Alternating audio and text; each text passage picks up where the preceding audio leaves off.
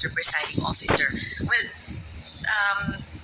Counsel, none of these statements are proof that the Vice President actually contracted an assassin or hired one. Why are these acts impeachable?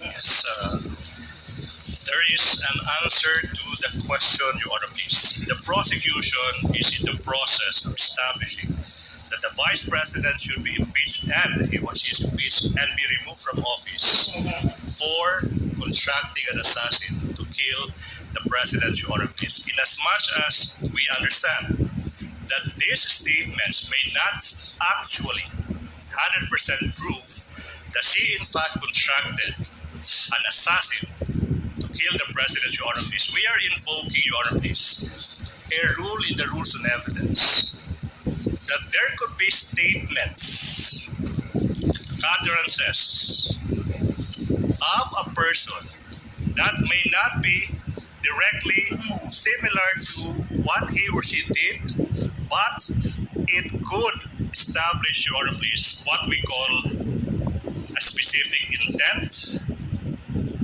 knowledge, identity, plan, system, and the like. Ibig sabihin po, pinapakita ng prosecution na yung mga nasabi ng Vice President sa gabi yun, November 23, 2020, hindi po yan nag-iisang statement ng Vice President.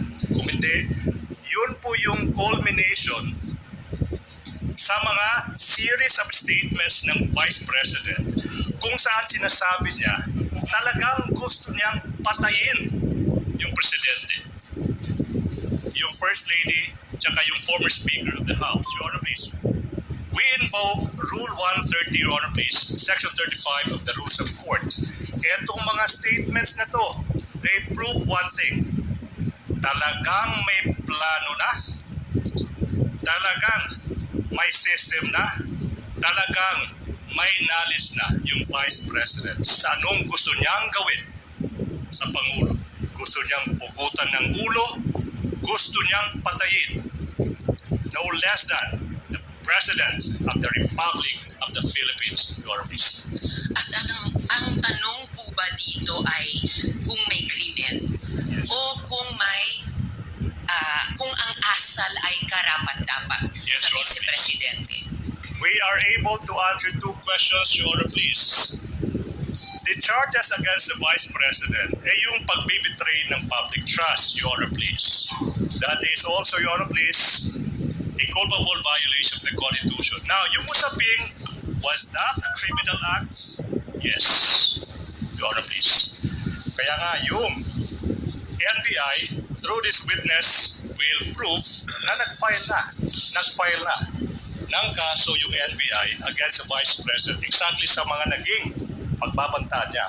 But you know, Your Honor, I'm a lawyer, but I'm willing to take off yung robe ko as a lawyer and answer the question directly.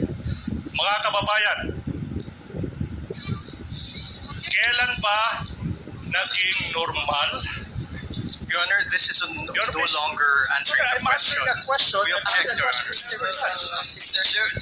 The chair will make an equitable ruling in a while. Kindly let the gentleman finish because it's a senator judge asking a question of a party. Your Honor, Thank you, Mr. Presiding Officer.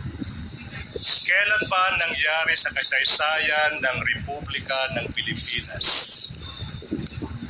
na yung pangalawang Pangulo ng ating bansa nagbanta, sinabi sa publiko na nakipagkontrata na siya sa isang mamamatay tao upang patayin ang Pangulo,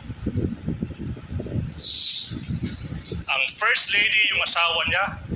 Your Honor, please, I think Attorney Sison is making a scene. Kindly wind up, counsel. Your Honor, please, manifestation that Attorney Sison gave a statement addressed to this representation and she walked out.